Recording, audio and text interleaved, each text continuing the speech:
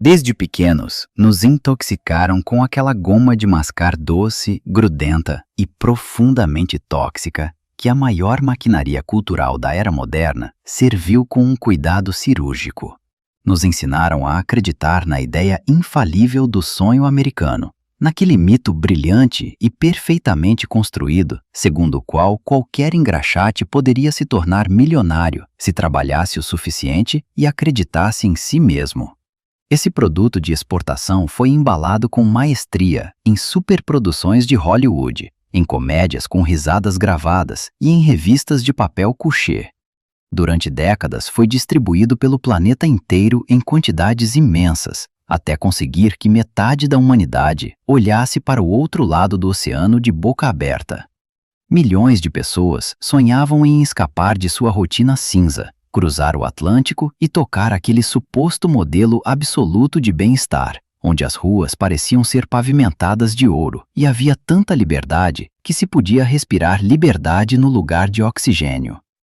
Mas se agora arrancamos de uma vez essa embalagem publicitária, se raspamos a espessa camada dourada daquela famosa cidade brilhante sobre a colina, lá embaixo não aparece nenhum paraíso. Só aparece poeira, ferrugem e um desespero profundo, fechado, quase impossível de respirar. No século XXI, o grande sonho americano não apenas morreu, ele apodreceu, se converteu em uma caricatura cruel de si mesmo. As cercas brancas dos subúrbios, os jardins perfeitos e os sorrisos largos dos vizinhos, repetidos tantas vezes nas telas, se tornaram uma miragem impossível para a maioria das pessoas comuns que nasceu e cresceu nessa terra. Hoje, os Estados Unidos são um colosso que tenta manter o equilíbrio de forma torpe e desesperada sobre uma base podre de dívidas inimagináveis e mentiras sociais. Um sistema que um dia prometeu oportunidades iguais para todos se transformou em uma máquina fria e impiedosa, projetada para sugar as últimas migalhas de baixo para o topo da pirâmide social. A ideia nacional de liberdade terminou convertida na liberdade de morrer de frio debaixo de uma ponte, se a sua conta bancária esvaziar de repente. Formandos de universidades de prestígio entram na vida adulta com dívidas estudantis tão monstruosas que não conseguirão quitá-las nem ao se aposentar. Trabalham em 2 ou 3 empregos só para cobrir o aluguel de um quarto minúsculo em alguma beirada cinza de uma grande cidade. O mito de que o esforço sempre conduz ao sucesso se espatifou contra o muro de ferro da inflação e do estagnamento salarial que arrasta a população há décadas. Uma geração inteira de americanos se tornou a primeira na história nacional que viverá pior e com menos segurança do que seus próprios pais. E esse fato está enlouquecendo a sociedade lentamente. Está gerando uma raiva surda, venenosa, dirigida contra o próprio Estado. Enquanto uma pequena casta de multibilionários do Vale do Silício constrói foguetes privados e compra bunkers subterrâneos para o fim do mundo, dezenas de milhões de trabalhadores comuns vivem à beira do colapso. Sabem perfeitamente que entre eles e a rua só existe uma conta médica não paga, um seguro vencido ou uma parcela do financiamento que não conseguiram cobrir a tempo. Esse país esqueceu como construir. Aprendeu em troca a vender ar com uma habilidade quase perfeita e a embrulhar seus fracassos em campanhas publicitárias bonitas. A fachada dessa vitrine global continua brilhando com luzes de neon na Times Square. Continua impondo condições aos mercados mundiais através da impressão interminável de notas verdes sem lastro real. Mas por dentro, essa estrutura está morta há muito tempo. Hollywood continua fabricando histórias vazias sobre super-heróis que sempre salvam o mundo, porque o mundo real não tem salvação. E as pessoas precisam dessa anestesia barata para não enlouquecer diante da degradação social que a cerca. Toda a economia é uma bolha gigantesca que se infla repetidamente para esconder os buracos do orçamento e a queda real do nível de vida. É um engodo colossal de escala mundial. O país que gritava mais alto do que ninguém sobre liberdade e prosperidade converteu seus próprios cidadãos em reféns sem direitos de um dos modelos econômicos mais predatórios e cruéis do planeta. E quando essa bolha estourar sob o peso de sua própria hipocrisia, a onda de choque da queda desse falso hegemon vai soterrar sob seus escombros não apenas o sonho americano, mas também todos aqueles que continuaram acreditando nele de olhos fechados até o último segundo. Por instinto, desviamos o olhar quando a dor alheia se torna insuportável. Levantamos os vidros do carro, colocamos a música um pouco mais alta e fingimos não escutar os gritos abafados que chegam da rua à noite. Mas dessa catástrofe já não dá para escapar. Dia após dia, ela devora de forma metódica algumas das cidades mais ricas, mais bem-sucedidas e mais famosas do mundo. Os folhetos turísticos prometem praias douradas da Califórnia e diversão infinita ao sol. Mas basta dobrar uma única esquina, apenas uma quadra longe dos arranha-céus de vidro de Los Angeles ou São Francisco, para que essa imagem glamourosa se desfaça com estrépito e a gente caia de repente no fundo mais sujo do inferno social. Avenidas inteiras, bairros históricos e zonas que um dia foram respeitáveis se transformaram em territórios de abandono total, onde as regras básicas de uma sociedade civilizada simplesmente não funcionam mais. Não é metáfora, não são imagens de um filme de terror. É uma epidemia viva de zumbis humanos que acontece agora mesmo, diante do olhar frio e cansado do mundo. Dezenas de milhares de pessoas que já não importam para ninguém vivem em barracas de lona suja e rasgada, enfileiradas em fileiras intermináveis ao longo de calçadas, sob pontes de concreto e perto de viadutos. Nesses lugares, o chão está coberto de seringas, vidros quebrados e dejetos humanos. O ar tem um cheiro pesado, nauseante, feito de putrefação e química barata da morte. O assassino mais letal dessa grande nação já não veste farda estrangeira. É vendido livremente em qualquer esquina suja na forma de pó sintético barato. O fentanil e os tranquilizantes pesados devastam bairros inteiros a uma velocidade tão brutal que os necrotérios urbanos não conseguem dar conta do fluxo diário de cadáveres. As pessoas dessas ruas quase não parecem estar vivas. Perdem sua aparência humana em questão de semanas. Ficam congeladas em posições impossíveis, dobradas ao meio em plena calçada, imóveis durante horas como estátuas de pedra, enquanto seus corpos se decompõem em vida e se cobrem de feridas negras que chegam até o osso. E como responde a esse pesadelo sangrento a grande potência que se vangloria de liderar o mundo? Com uma indiferença gelada de uma magnitude difícil de aceitar. Políticos de terno caro de seda chamam isso, de seus palanques, de um desafio social complexo. Lançam programas de redução de danos e, com dinheiro público, distribuem seringas limpas e cachimbos novos para que essas pessoas destruídas possam se matar de uma maneira um pouco mais higiênica e organizada. Ninguém planeja curá-las de verdade. Ninguém quer construir centros de reabilitação acessíveis em larga escala. Ninguém quer enfrentar de verdade as causas profundas dessa pobreza paralisante. Para a enorme máquina capitalista, essas pessoas já se tornaram material defeituoso, lixo inútil, incapaz de gerar lucro, incapaz de assinar empréstimos abusivos ou comprar o último smartphone reluzente. Simplesmente foram baixadas, apagadas da lista dos vivos.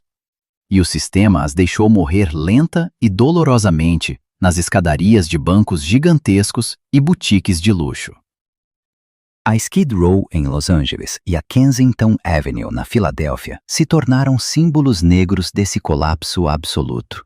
Lugares onde a vida humana vale menos do que uma garrafa de plástico suja. Mas o mais grave é que esse vírus pegajoso de miséria e loucura não fica parado. Ele se expande. Devora os restos de uma classe média que um dia se acreditou sólida. Bate na porta de pessoas que ontem mesmo se consideravam bem-sucedidas e protegidas. Alguém perde o emprego por mais uma crise financeira, não consegue pagar um aluguel absurdo. Em poucos meses cai na rua, perde a esperança e termina buscando aquele pó venenoso barato só para apagar a dor interior e o frio da noite. Os multibilionários do Vale do Silício pisam com nojo ao redor de pessoas dormindo no chão a caminho de seus escritórios de vidro. Gastam orçamentos cósmicos em inteligência artificial e fantasiam com voos turísticos a Marte, mas se recusam obstinadamente a enxergar que seu próprio país está se transformando em um enorme leprosário fedorento. A desigualdade social cruzou um limite que já não pode ser justificado por nenhuma teoria econômica. Essa rachadura gelada e sem fundo entre os donos da vida e os escravos da miséria perfurou o último chão do bom senso. Uma sociedade que consegue passar normalmente ao lado de seres humanos agonizando no asfalto perde para sempre o direito moral de se chamar civilização desenvolvida. As autoridades podem limpar as praças centrais antes da visita de delegações estrangeiras. Podem empurrar à força esses doentes para becos escuros, para não estragar a imagem televisiva. Mas já não conseguem esconder, ignorar, nem apagar por decreto esse exército crescente de mortos-vivos. Ele está lá como uma acusação viva contra toda a mentira do sonho americano. A cada dia demonstra que esse suposto mecanismo perfeito do sucesso funciona sobre sangue, lágrimas e destinos quebrados de milhões de pessoas que o sistema mastigou friamente e cuspiu na calçada. O cartão de plástico brilhante na sua carteira parece um símbolo de sucesso e liberdade financeira, mas na realidade é a coleira de aço invisível mais resistente que a civilização moderna já inventou. Desde o primeiro dia da vida adulta, o americano comum carrega no pescoço um jugo chamado histórico de crédito. Essa corda digital o aperta sem piedade até seu último fôlego. Naquele país, não se pode alugar uma moradia decente, conseguir um bom emprego ou sequer alugar um carro barato, se a sua pontuação de crédito cair um pouco abaixo da norma aceita. As pessoas entram sorrindo voluntariamente em um poço de dívida interminável.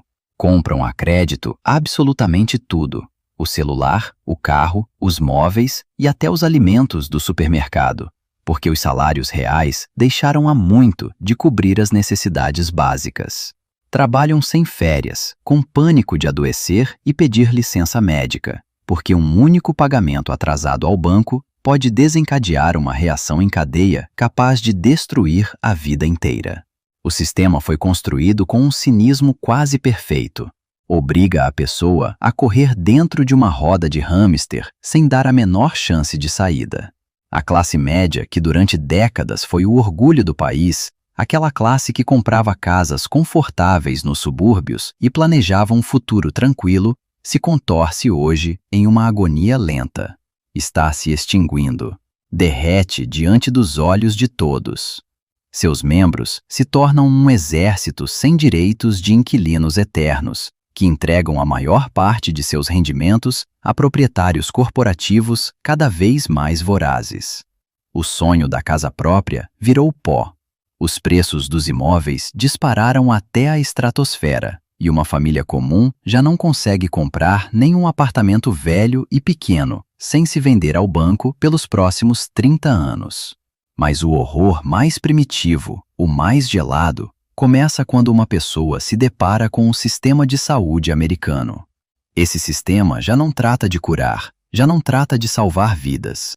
É uma trituradora financeira gigantesca e impiedosa, que espreme os últimos recursos de pessoas gravemente doentes. Chamar uma ambulância pode custar vários milhares de dólares. Uma operação simples de apendicite pode deixar alguém em falência pelo resto da vida. Pessoas com diagnósticos sérios são obrigadas a escolher entre comprar medicamentos essenciais ou pagar o aluguel. Viajam em segredo ao México para comprar insulina mais barata, porque no seu próprio país, os gigantes farmacêuticos multiplicaram o preço desse medicamento para sustentar lucros recordes. As seguradoras jogam com os contratos com uma habilidade diabólica. Encontram milhares de detalhes impressos em letra minúscula para negar a cobertura, justamente quando você está na UTI e não pode se defender. Nessa potência rica, adoecer se torna automaticamente um crime financeiro, punido com a confiscação de tudo que você conseguiu acumular na vida. A mesma lógica cruel se aplica ao ensino superior, que um dia foi apresentado como o grande elevador social da nação. Jovens de 18 anos assinam contratos de dívida estudantil que parecem sentenças vitalícias. Pegam emprestado centenas de milhares de dólares pelo direito a obter um diploma de prestígio, mas ao sair, descobrem que aquele pedaço de papel não garante absolutamente nada. Terminam trabalhando como garçons, entregadores ou funcionários temporários, enquanto a dívida cresce ano após ano com juros selvagens. Essa dívida se torna uma nuvem negra que tapa o horizonte para sempre. Não podem declarar falência por esses empréstimos estudantis. O Estado lhes tirou esse direito, os acorrentou às galés do capitalismo financeiro. Os bancos contratam exércitos de cobradores agressivos que ligam de noite, ameaçam, destroem a estabilidade psicológica e empurram as pessoas para decisões irreparáveis. Nessa estrutura, uma pessoa vale exatamente o que pode pagar em juros. A geração dos pais ainda conseguia economizar algo para a velhice, tirar férias e deixar para os filhos uma casa quitada. A juventude atual vai herdar contas vazias, multas absurdas e montanhas de dívida que nunca conseguirá saldar. É um beco sem saída social. E sobre esse esgotamento geral, as elites continuam falando com um sorriso irônico de seus palanques sobre crescimento econômico histórico e desemprego recorde. Mas se recusam a dizer que grande parte dessa ocupação é feita de trabalhos temporários, mal remunerados, sem garantias e sem plano de saúde. A economia de plataformas de entregadores livres e motoristas independentes, vendida como uma revolução de liberdade, simplesmente despojou as pessoas de direitos básicos e as converteu em diaristas digitais do século XXI. Enquanto a máquina estatal gasta trilhões em aventuras militares globais, seus próprios cidadãos organizam vaquinhas na internet para pagar a cirurgia cardíaca dos filhos. Essa sociedade vive a crédito, toma empréstimos para pagar empréstimos anteriores, constrói a vida sobre areia feita de números virtuais e teme o amanhã com um pânico profundo. Quando essa bolha de crédito superaquecida e monstruosa estourar, e pelas leis da economia ela não tem como não estourar, milhões de cidadãos comuns perderão em um segundo tudo o que têm. Ficarão na rua de mãos vazias, enquanto os banqueiros receberão de novo resgates multibilionários do orçamento público, pagos pelos mesmos contribuintes saqueados. Os Estados Unidos se tornaram há muito tempo um barril de pólvora. O rastilho já queima pelas duas pontas e as pessoas ao redor continuam jogando gasolina no fogo. A bandeira das listras e estrelas ainda balança ao vento.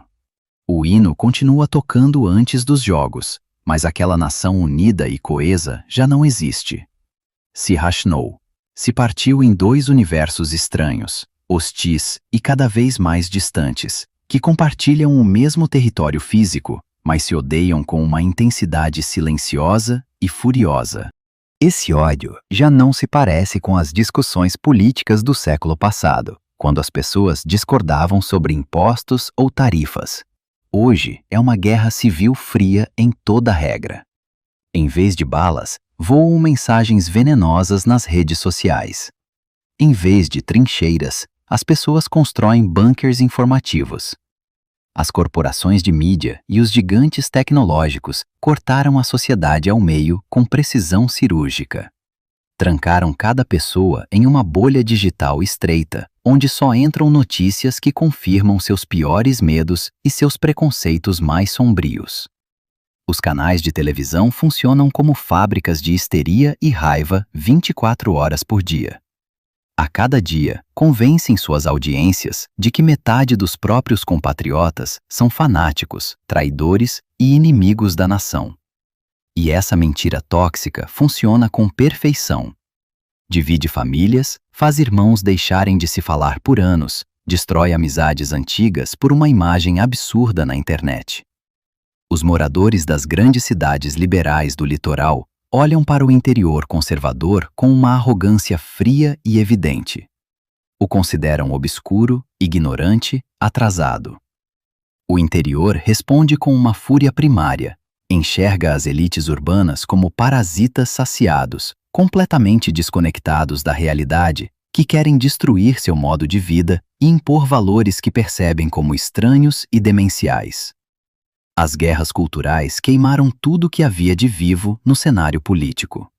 Converteram qualquer tentativa de diálogo em uma briga estridente e agressiva.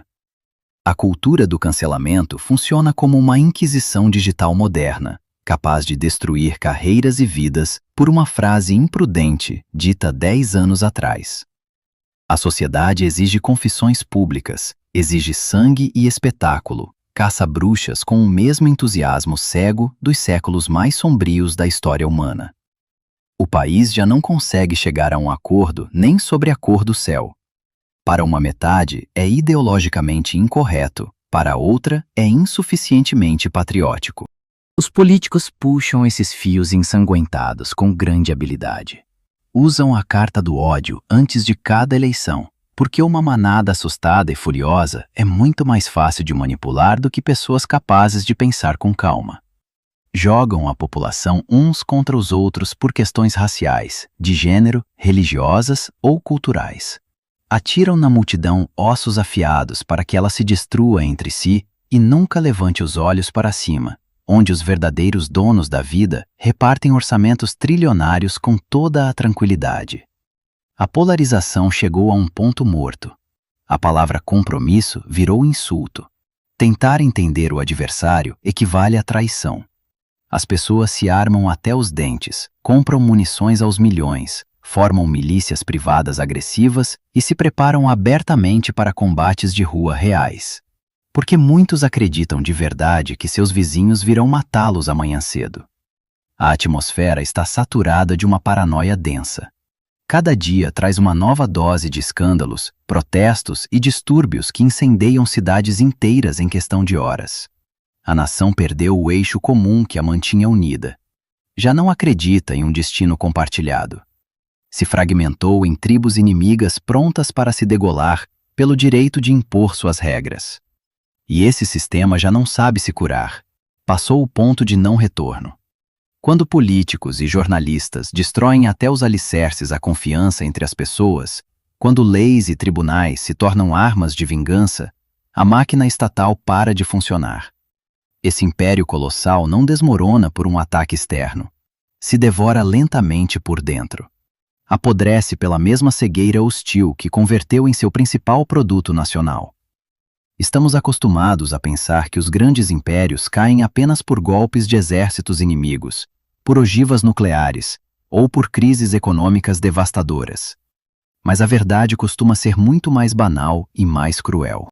O fim chega com um rangido metálico, pesado e surdo, quando a terra abre sob os pés sem aviso e estruturas de aço que pareciam eternas se dobram como papelão molhado pela chuva.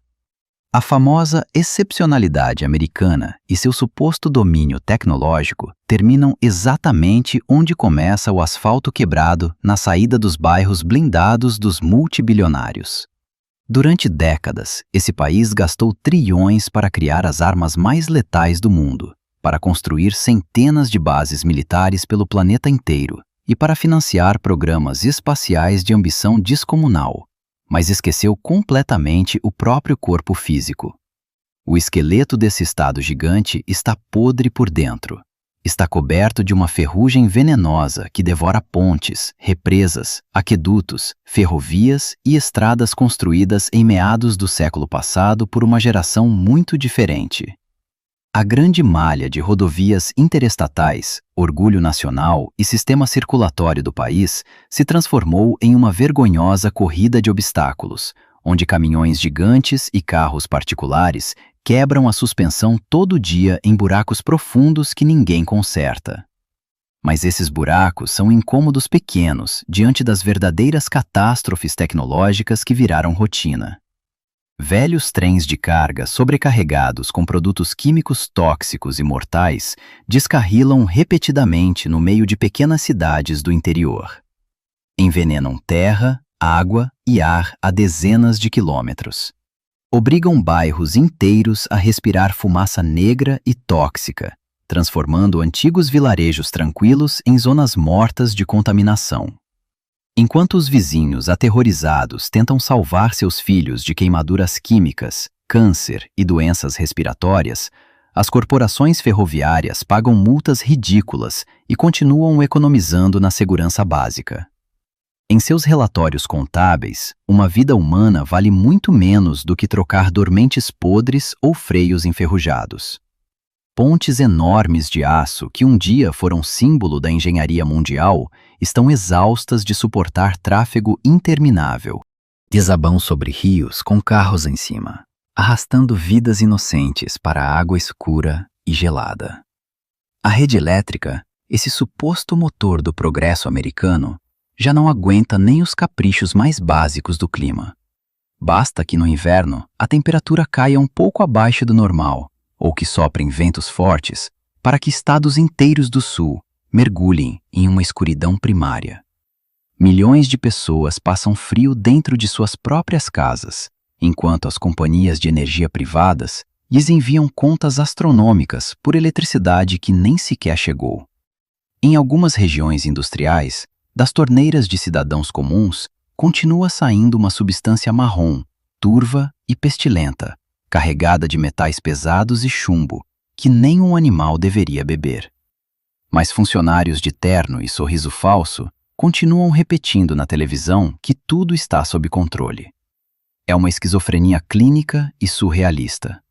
Uma nação poderosa que ensina o resto do mundo como a democracia e a boa gestão pública devem funcionar, mas não consegue garantir água limpa aos próprios contribuintes.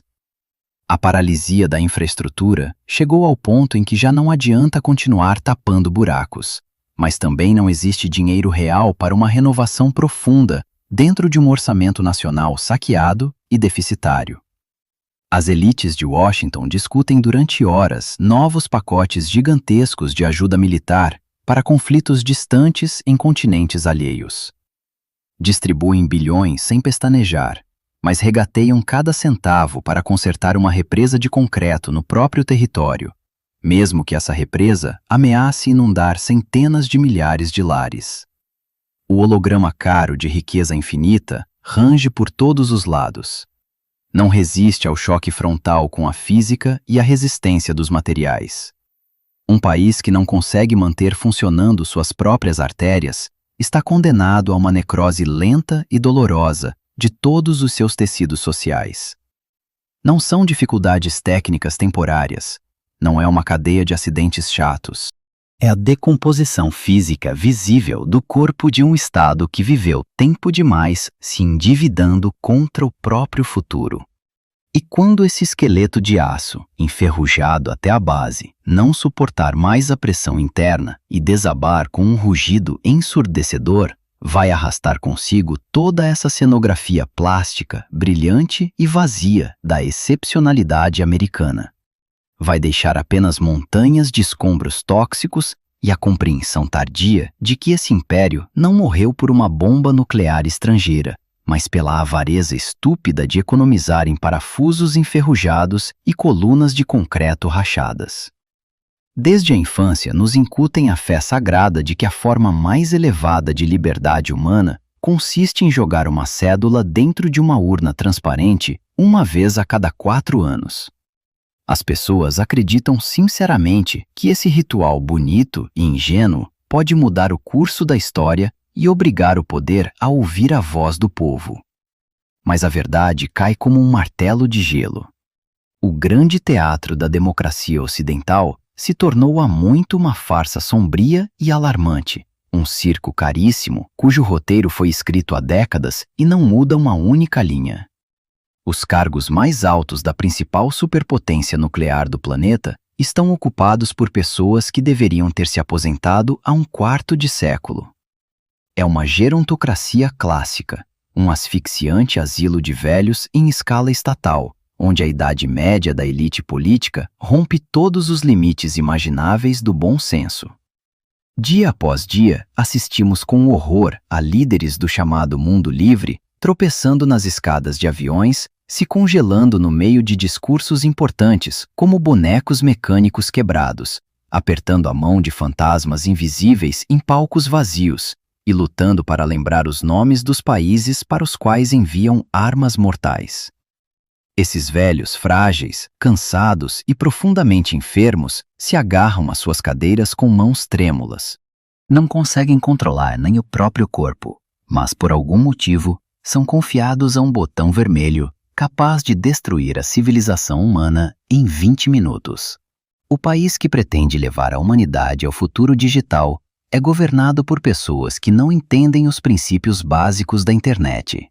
Fazem perguntas pré-históricas a multibilionários da tecnologia e parecem figuras vivas saídas de um museu de cera antigo. Então surge a pergunta lógica: por que o sistema os mantém com tanto cuidado no topo?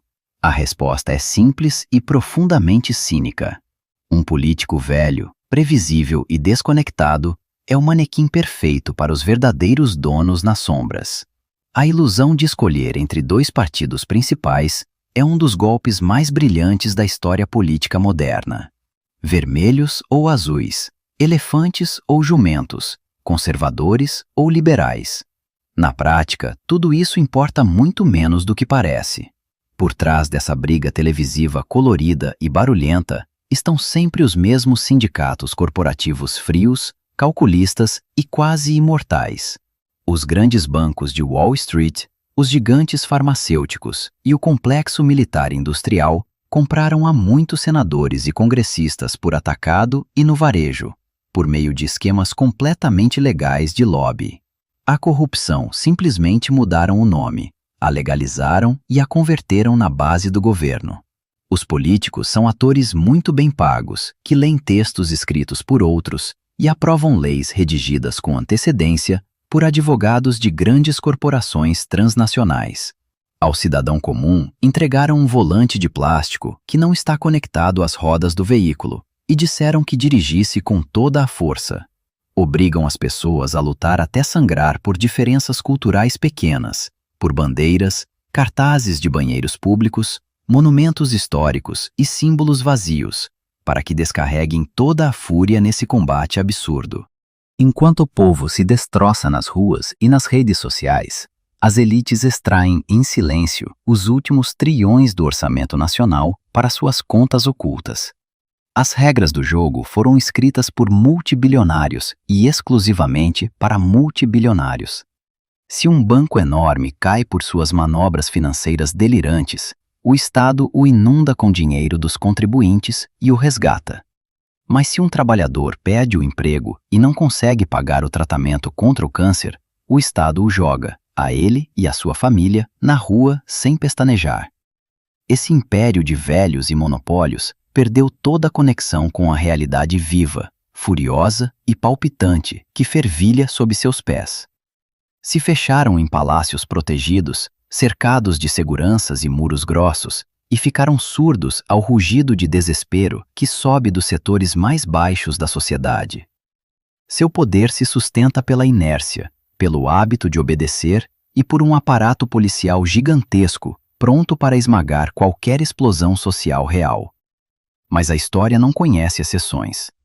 Quando uma classe dirigente se torna velha demais, cega demais, gananciosa demais e distante demais da realidade, quando perde a capacidade de responder à sua época e só protege seus cofres de ouro, toda a estrutura começa a ranger.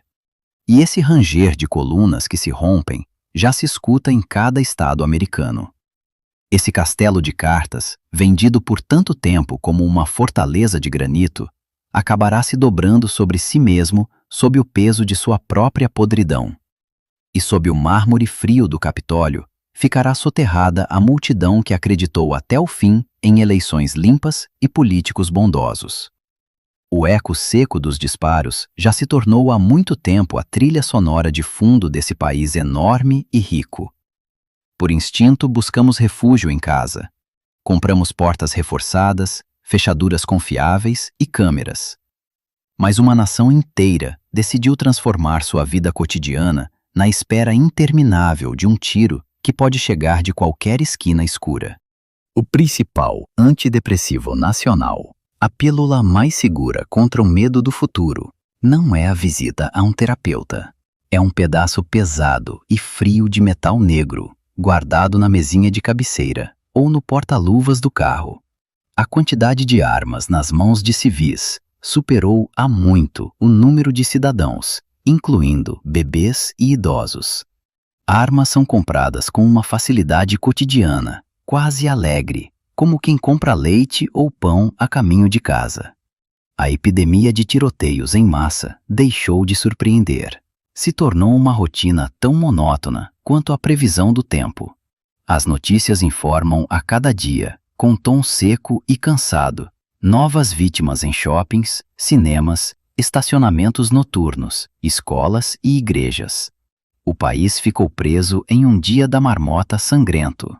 Depois de cada tragédia, políticos de rostos solenes e falsos saem diante dos microfones, pronunciam frases preparadas sobre orações e condolências, guardam no bolso mais um cheque generoso das corporações de armamentos e vão dormir tranquilos. Jardins de infância e escolas primárias se cercam com grades altas e arame farpado. Nas entradas, colocam detectores de metais e guardas armados. Crianças que mal aprenderam a ler, aprendem antes a se esconder sob as carteiras, fechar portas, apagar luzes e não fazer barulho quando alguém com um fuzil semiautomático avança pelos corredores. A infância terminou. Foi sacrificada em nome de uma emenda constitucional, escrita há mais de 200 anos para milicianos com mosquetes de pederneira. Hoje, esse papel antigo protege o direito de qualquer pessoa instável de comprar legalmente armas projetadas para matar multidões em segundos. As grandes cidades se transformaram aos poucos em zonas de combate contínuo. Depois do anoitecer, bairros inteiros mergulham em uma escuridão densa, interrompida apenas por sirenes policiais. As patrulhas parecem unidades de ocupação em uma zona de conflito. Estão sempre prontas para atirar diante de qualquer movimento brusco, porque sabem algo simples. Embaixo do banco de qualquer carro parado, pode haver uma pistola carregada. Essa paranoia invisível, mas tangível, paira no ar como um peso na garganta. Contamina cada contato social. As pessoas têm medo de reclamar de um vizinho agressivo, têm medo de buzinar na estrada. Qualquer conflito cotidiano pode ser resolvido em segundos com chumbo quente. O mito de que um homem bom armado sempre vai deter o homem mal armado se rompe todos os dias contra a realidade. Quando os tiros começam e o pânico explode em um lugar cheio de gente, uma multidão com pistolas não se torna segurança, se torna caos. Atira em todas as direções pelo terror e multiplica as vítimas inocentes. O poderoso lobby das armas ganha bilhões explorando esse medo animal. Compra senadores, bloqueia qualquer tentativa mínima de controle razoável e abastece as prateleiras de lojas com produtos criados para matar pessoas, não para praticar esporte. Cidadãos comuns compram coletes à prova de balas, miras óticas e equipamentos táticos, porque já não confiam nem na polícia, nem no governo. O monopólio estatal da violência se dissolveu no ar. Agora cada cidadão é juiz, júri e carrasco. Essa cultura da violência é celebrada em telas gigantes e está incrustada no DNA simbólico de uma nação que ergueu cidades sobre o sangue de povos indígenas e que continua resolvendo quase todos os seus conflitos olhando por uma mira. As pessoas se trancam em casas amplas, instalam câmeras em todo o perímetro, compram cofres para as armas e acumulam milhares de munições no porão. Se preparam metodicamente para um apocalipse social que elas mesmas alimentam a cada dia. Essa corrida armamentista interna não tem fim lógico. Se o seu vizinho tem uma pistola, você precisa de uma espingarda. Se ele tem uma espingarda, você precisa de um fuzil AR-15 com carregador estendido. A espiral mortal gira cada vez mais rápido e arrasta a todos. É uma sociedade adoecida de paranoia clínica. Cada desconhecido na rua parece um inimigo em potencial, uma ameaça mortal que precisa ser neutralizada primeiro. A ideia nacional de liberdade se transformou no direito de tirar a vida do outro, em nome de uma segurança imaginária. Enquanto as fábricas de armas continuam produzindo milhões de novos canos e enchendo o país de metal mortal, o sangue no asfalto continuará correndo como um rio. Esse império não precisa de um inimigo externo para morrer. Há tempo, entregou uma arma carregada a cada cidadão e se sentou para esperar que eles se destruíssem entre si em um ataque de medo cego e absurdo. Cada vez que o seu dedo desliza sobre o vidro frio do celular, cada vez que você curte sem pensar ou faz scroll por uma linha infinita de notícias, você entrega voluntariamente, quase com um sorriso, mais um pedaço de si mesmo ao sistema de escravidão digital mais sofisticado da história. Acreditamos com uma ingenuidade desesperada nos gênios do marketing do Vale do Silício. Aqueles homens de camisetas cinzas que subiam a palcos enormes, prometendo unir o planeta, torná-lo aberto, justo e livre. Mas eles não construíram uma utopia eletrônica. Ergueram uma prisão invisível de concreto digital, onde as grades são feitas de código e os guardas são algoritmos frios. Você acredita usar de graça buscadores, mapas, redes sociais e aplicativos de mensagem. Mas nesse modelo de negócio diabolicamente brilhante, o produto é você. Sua atenção, seus medos mais íntimos, seus desejos vergonhosos, suas opiniões políticas, suas doenças ocultas. Tudo é coletado, analisado minuto a minuto em servidores imensos e vendido em leilões digitais para corporações transnacionais. A grande liberdade de expressão e a privacidade pessoal morreram em silêncio quando as gigantes tecnológicas obtiveram acesso quase total aos microfones e câmeras dos nossos quartos, cozinhas e bolsos. Empresas como Google, Apple e Meta sabem de você muito mais do que você mesmo sabe. Conseguem prever com precisão assustadora seu próximo passo, seu divórcio, sua depressão ou seu voto. E não só preveem, orientam seu comportamento. A cada segundo, puxam fios digitais invisíveis e injetam no seu cérebro cansado pequenas doses de dopamina, na forma de corações, notificações vermelhas e recompensas vazias. As pessoas se tornaram ratinhos de laboratório obedientes, pressionando repetidamente a mesma alavanca na esperança de receber mais um docinho digital. Uma geração inteira cresceu com retângulos luminosos nas mãos e perdeu parte de sua capacidade de comunicação humana real. Foi mergulhada em uma epidemia de solidão e ansiedade, onde a autoestima depende do julgamento de desconhecidos cruéis na internet. Os algoritmos exibem de forma calculada o conteúdo mais agressivo, tóxico e alarmante, porque a fúria, o ódio social e o medo primitivo prendem sua atenção muito melhor do que a calma. Essas corporações fraturaram a sociedade em milhões de bolhas informativas isoladas, onde as pessoas só escutam seu próprio eco e perdem a capacidade de perceber a realidade além da tela. A Inquisição digital moderna possui um poder que nenhum ditador clássico do século passado poderia imaginar. Os donos dessas plataformas podem apagar uma pessoa do espaço midiático global com um clique. Podem destruir um negócio multimilionário, cancelar um presidente em exercício e fazer com que centenas de milhões acreditem em qualquer mentira absurda, se o algoritmo a empurrar com força suficiente. Enquanto usuários ingênuos alimentam com seus dados pessoais essas caixas pretas insaciáveis, os titãs tecnológicos constroem sistemas de inteligência artificial que em breve deixarão sem emprego esses mesmos usuários. Exércitos de entregadores, motoristas e funcionários de escritório já são dirigidos por programas sem alma, que sancionam automaticamente os trabalhadores por um segundo de atraso, lhes tiram renda por uma avaliação ruim e os demitem com um e-mail automático, sem defesa nem compaixão humana.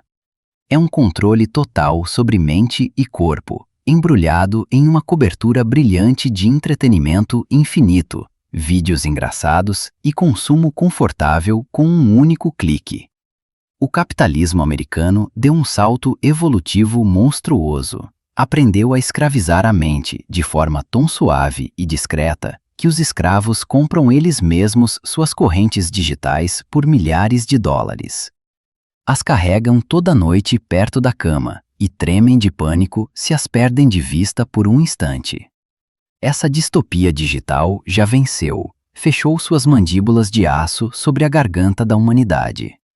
Nesse novo mundo, não sobrou um canto escuro e seguro para se esconder do olho eletrônico que tudo vê, que nunca pisca, nunca dorme e nunca esquece. Abandonem a fé infantil de que os líderes globais realmente querem paz. A paz é entediante, a paz não é lucrativa. A paz é um péssimo negócio para quem imprime dinheiro. O grande capital se faz sobre sangue humano. Cidades alheias convertidas em ruínas e conflitos artificialmente inflados a milhares de quilômetros das costas americanas. Esse império se tornou um vampiro gigantesco que não pode existir sem exportar caos controlado. Sua economia e seu suposto progresso tecnológico estão atados à maquinaria do complexo militar-industrial que devora trilhões de dólares dos contribuintes e os cospe na forma de mísseis inteligentes, drones de ataque e bombas de fragmentação. Políticos em escritórios solenes de Washington falam com rostos de luto sobre defender a liberdade e levar democracia aos cantos mais obscuros do planeta. Mas por trás de cada palavra hipócrita, há um cálculo financeiro frio de corporações armamentistas como a Lockheed Martin, a Boeing ou a Raytheon. Elas compram lealdades no Senado, financiam campanhas eleitorais e exigem uma única coisa em troca: que o fogo da guerra nunca se apague. Quando uma campanha no Oriente Médio chega a um beco sem saída sangrento, simplesmente fecham bases, abandonam aliados e encontram um novo ponto quente no mapa. Uma nova vítima que precisa ser salva por meio de bombardeios. Converteram países soberanos inteiros em polígonos fumegantes para testar suas armas mais recentes. Pisotearam culturas, geraram milhões de refugiados que depois chegaram à Europa e deixaram para trás pobreza, terrorismo radical e terra queimada. O Pentágono fracassa regularmente em auditorias financeiras. Centenas de bilhões de dólares públicos desaparecem por lá, mas ninguém recebe punição criminal real. Porque roubar sob o guarda-chuva da segurança nacional é uma das tradições mais antigas e respeitadas do establishment. Nas telas a cabo, tudo é apresentado como uma vitória do bem contra o mal, como um triunfo dos valores ocidentais pelo qual é preciso gastar ainda mais do orçamento federal. O mais terrível é que essa máquina devoradora não só destrói estrangeiros. Ela tritura também os próprios cidadãos. Jovens de estados deprimidos se alistam por puro desespero, em busca de plano de saúde ou de dinheiro para pagar a faculdade, e voltam para casa em caixões fechados, cadeiras de rodas ou com feridas invisíveis impossíveis de curar. O sistema cospe esses veteranos mutilados de volta para a rua. Os deixa sozinhos com estresse pós-traumático, vícios e esquecimento.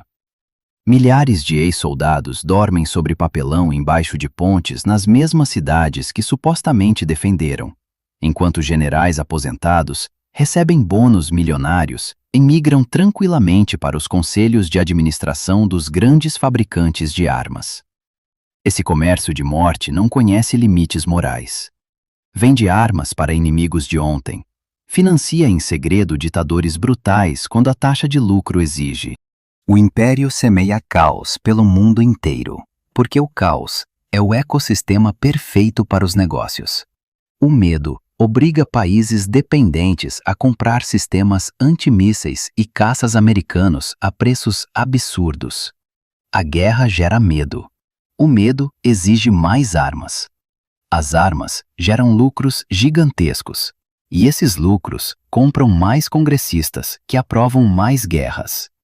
Enquanto americanos comuns economizam em comida barata e não conseguem consertar o telhado de casa, o governo aprova em dias dezenas de bilhões para produzir munições destinadas a mais um conflito distante e confuso. Esse Estado perdeu a capacidade de construir, aprendeu a destruir. Se tornou um saqueador global que se alimenta da dor alheia. Mas o pêndulo da história sempre volta. O caos negro e venenoso que exportaram por décadas para outros continentes já começou a se infiltrar dentro das próprias fronteiras.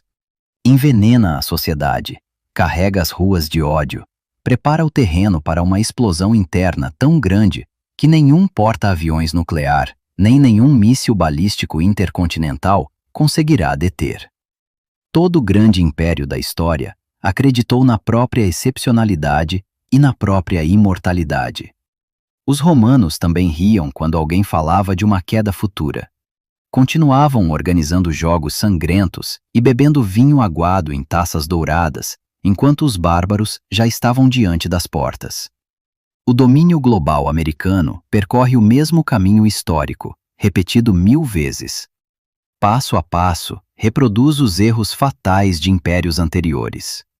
Seu sistema construiu a maior pirâmide financeira da história humana.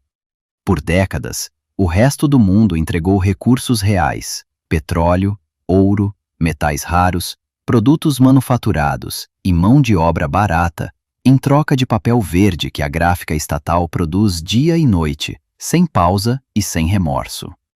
A dívida nacional alcançou cifras tão astronômicas, dezenas de trilhões de dólares, que a mente humana já não consegue compreendê-las. Esse buraco não pode jamais ser pago, mesmo que vendessem o país inteiro de costa a costa com toda a sua população, suas fábricas e suas bases militares no exterior. O poder continua tomando novos créditos enormes para pagar juros impossíveis de dívidas anteriores. É a espiral clássica de falência, sem saída pacífica. O monopólio artificial do dólar se sustentou por décadas pelo costume e pelo medo de submarinos nucleares e porta-aviões. Mas esse medo se dissipa. A confiança na confiabilidade americana derrete diante dos olhos do mundo. Grandes continentes populosos e potências emergentes da Ásia, do Oriente Médio e da América Latina abandonam lentamente os pagamentos em moeda alheia.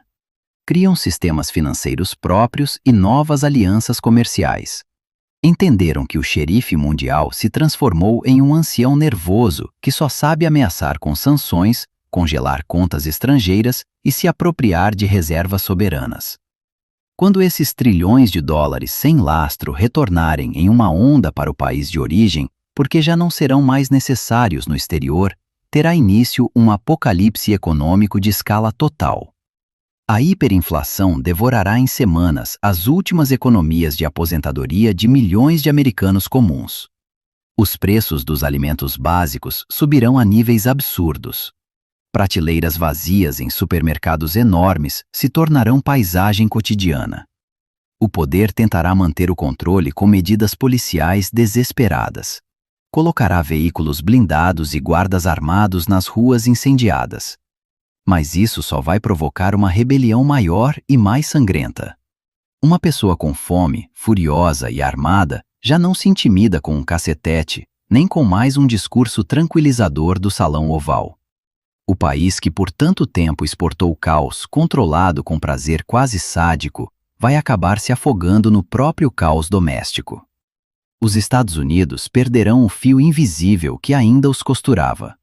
Vão se fragmentar em territórios enfrentados, estados ricos e enclaves hostis. Os estados com economias fortes se recusarão a alimentar regiões deprimidas e moribundas.